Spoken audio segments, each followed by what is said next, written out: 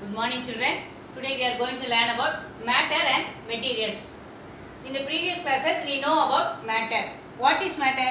Matter is anything that has space, that has mass and occupies space. இப்போ chalk piece இருக்கு, இதுக்கு ஒரு mass இருக்கு, ஒரு வெயிட் இருக்கு அப்படிதானே, இதுக்கு ஒரு மாஸ் இருக்கு, இதில் வச்சா இது ஆக்குபைஸ் சம் ஸ்பேஸ் அப்படிதானே. இப்போ குடத்தில் தண்ணி இருக்கு, அந்த தண்ணிக்கு ஒரு மாஸ் இருக்கு, அந்த குடத்தில் உள்ள அந்த குடத்தை வந்து அது ஆக்குபை பண்ணிக்குது அப்படிதானே. அப்போ அது matter is of three states, that they are solids, liquids and gases. இப்போ we know the properties of solids, liquids and gases in the previous class. Solids oda property என்னது? The molecules in the solids are tightly packed and so it has definite shape. அதனால இதுக்கு ஒரு definite shape இருக்கு, ஒரு definite volume இருக்கு. அதனால for example chalk piece. இப்போ liquids என்னது? தண்ணி எடுத்துக்கலாம், water. அப்போ in liquids the molecules are loosely packed and so they don't have definite shape. It takes the shape of the container. Okay, அப்போ it has definite volume. இதுக்கு வந்து volume இருக்கு. Also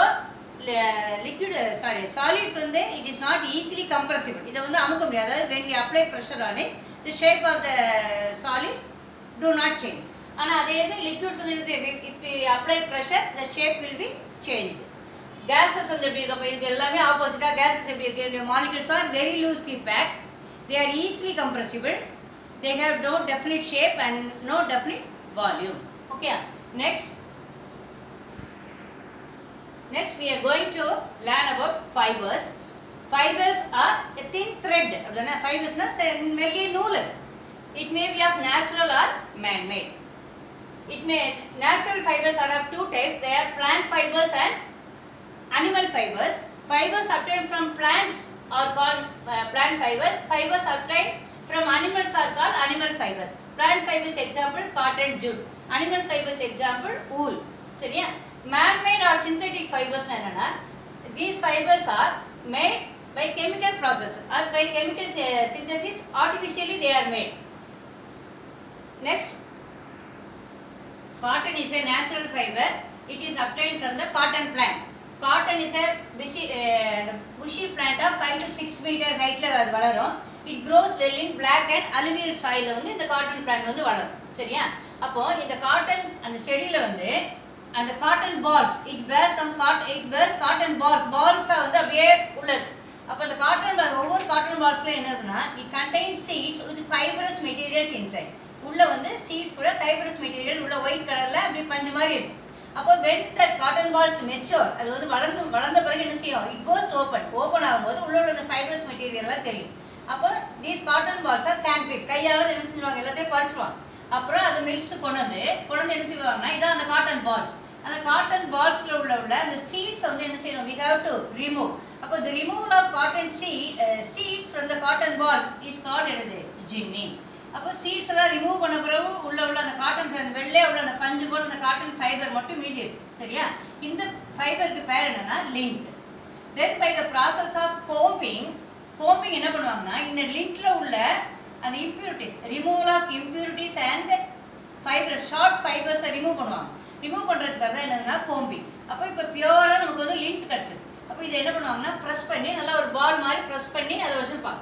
அப்புறம் by the process of spinning the lint, the cotton fibers are made into yarn. நூல் ஆக்கிடுவாங்க, மெல்லிய நூல் ஆக்கிடுவாங்க. இந்த by the process ஃபேக்டரியில கொண்டு போய் பெரிய லாங் ப்ராசஸா பண்ணி மிஷின் மூலமா என்ன பண்ணிடுவாங்க? நூல் ஆக்கிடுவாங்க. அப்போ இந்த நூல்ல இருந்து நம்ம என்ன பண்ணணும்? அடுத்தது ஃபேப்ரிக், நம்ம போடுற ட்ரெஸ் எல்லாம் தயார் பண்ணணும். There are two ways. They are weaving and knitting. Knitting என்னன்னா, knittingங்கிற இது both are hand operated or man made. கையாலையும் செய்யலாம், மிஷின்லையும் செய்வாங்க. knitting என்னன்னா, ஒரு knitting பண்ணும்போது ஒரே ஒரு சிங்கிள் thread மட்டும் தான் இதில் யூஸ் பண்ணுவாங்க. ஆனால் இந்த இடத்துல என்ன பண்ணுவாங்க? Single yarn. இதில் weaving என்னன்னா, at a time ரெண்டு yarn யூஸ் பண்ணி என்ன பண்ணுவாங்க? இல்லை weaving பண்ணுவாங்க. weaving பண்ணி fabric செய்யணும். Then what are the uses of cotton? Cotton fibers are used to make main என்னது? dress materials. அப்புறம் bed sheets. Then it is used as a pillars for pillows and mattresses. சரியா? மெயினா நம்ம dress தயார் பண்றது என்ன பண்றாங்க? காட்டன் பெட் ஷீட், இந்த மாதிரி டவல்ஸ் அது மேனுஃபேக்சர் பண்றது தான் காட்டன் யூஸ் பண்றாங்க. Next jute.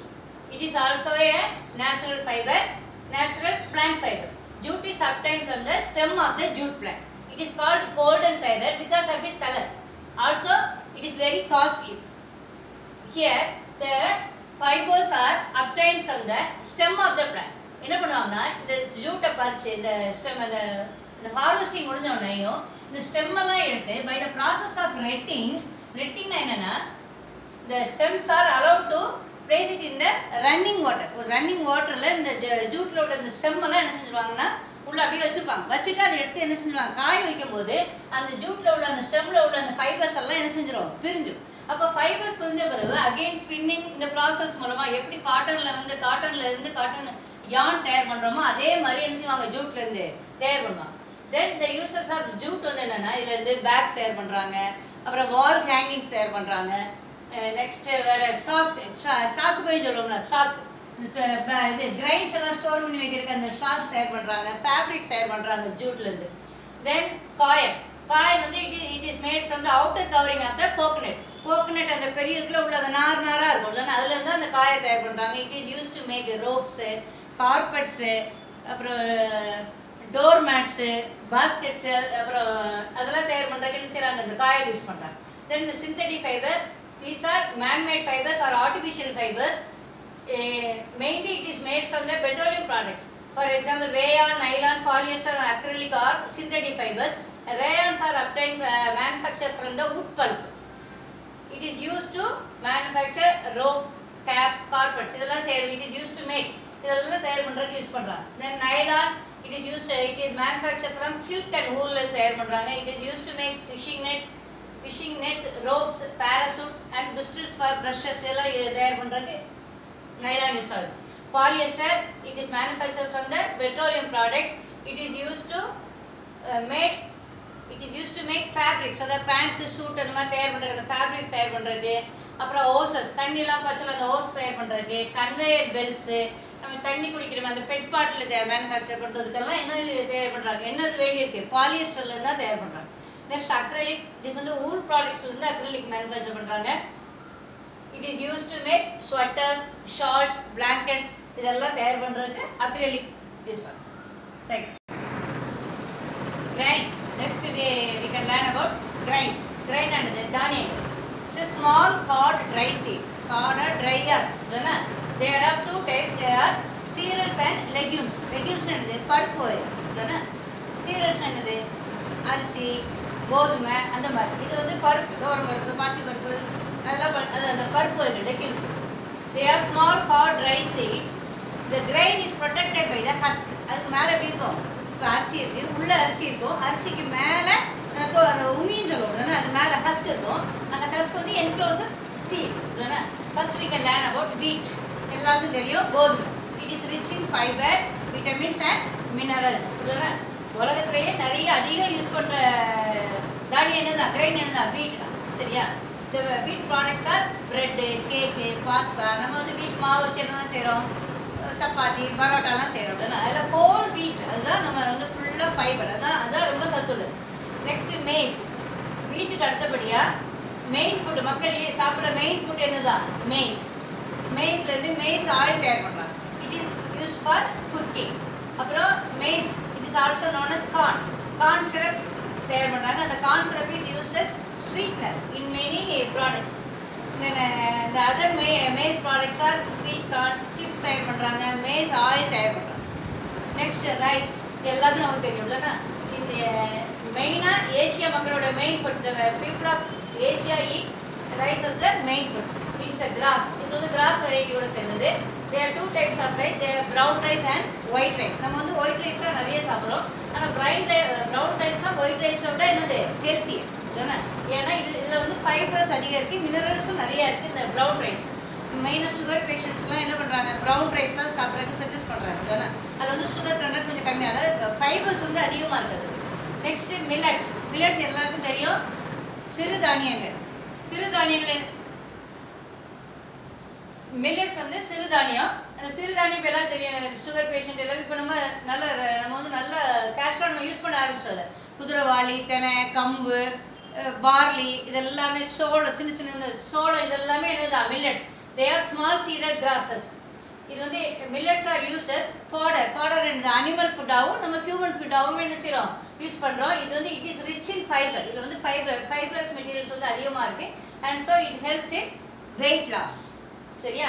Fox millet, kodo millet, little millet, அப்புறம் வேறு என்ன சொல்லுவாங்க, எல்லாமே அந்த சிறுதானியங்கள் பூராமே இதில் தான் வரும்.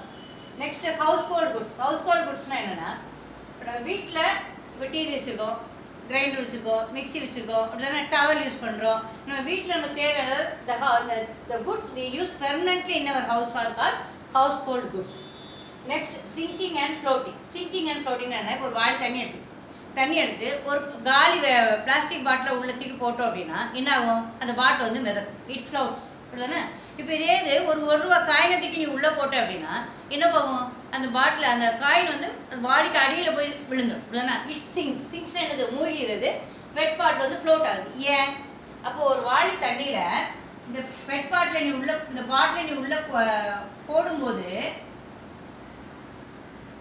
இதான் பாட்டில் வச்சுக்கோ, பாட்டில் தண்ணியில் வந்து இது மேலே மிதக்கும் இந்த பாட்டில், இந்த காயின் வந்து அடியில் போய் கீழே விழுந்துடும்.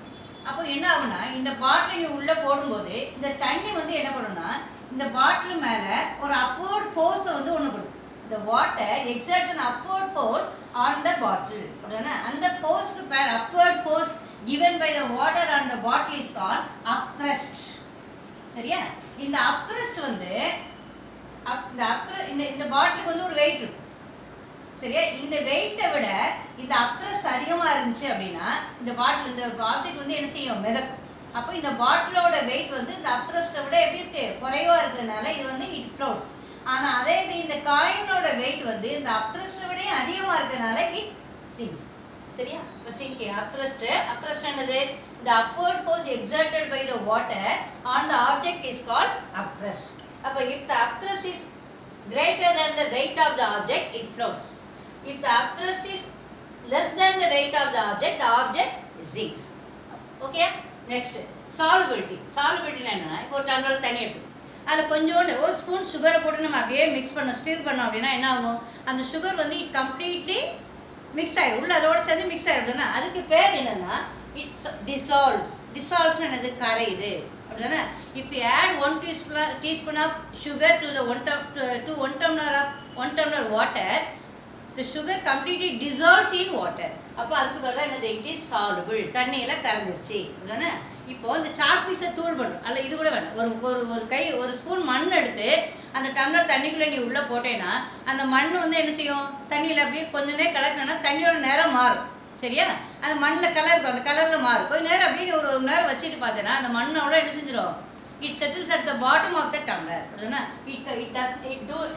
அந்த sand வந்து என்னது, it does not dissolve in water, தண்ணியில் கரையலை, அப்போ that is insoluble in water. சரியா, நெக்ஸ்ட் அடுத்தது இன்னொன்று என்னென்னா மிக்சிங் என்னென்னா, ரெண்டு லிக்விட்ஸை மிக்ஸ் பண்ணுறோம். இப்போ ஒரு டம்ளர் தண்ணி எடுத்துக்கோ, அதில் ஒரு 2-3 ஆயில் ட்ராப்பை விட்டு அப்படின்னா அந்த ஆயில் ட்ராப் என்ன செய்யும், தண்ணியோடு சேர்ந்து கரையுமா, கரையா, அப்படின்னா it floats on the water, அப்படின்னா தேங்காய் எண்ணெயை விட்டோம் அப்படின்னா அப்படியே தண்ணியில் மிதக்கும். இதே நீ விளக்கெண்ணெய் தூக்கி தண்ணியில் விட்ட அப்படின்னா என்ன ஆகும், அந்த விளக்கெண்ணெய் வாட்டர் ட்ராப்லெட் வந்து அப்படியே தண்ணியில் அடியில் போய் நோயிடும். அப்படியே தண்ணி எடுத்துட்டோம், தேங்காய் எண்ணெய் இது மேலே ஊற்றி, if you add some drops of coconut oil into the water, இந்த கோகோனட் ஆயில் வந்து அப்படியே மிதக்குது. ஆனால் அதே இது கொஞ்சோண்டு கேஸ்டர் ஆயில், விளக்கெண்ணெய் நீ என்ன செஞ்ச, விளக்கெண்ணெய் தண்ணிக்குள்ளே உள்ளே விட்டேன்னா அந்த விளக்கெண்ணெய் வந்து அடியில் வந்து இப்படியே செட்டில் ஆயிரும், அப்படிதானே. அப்போ it depends upon the mixing depends upon the density of the liquid. That's it. Thank you.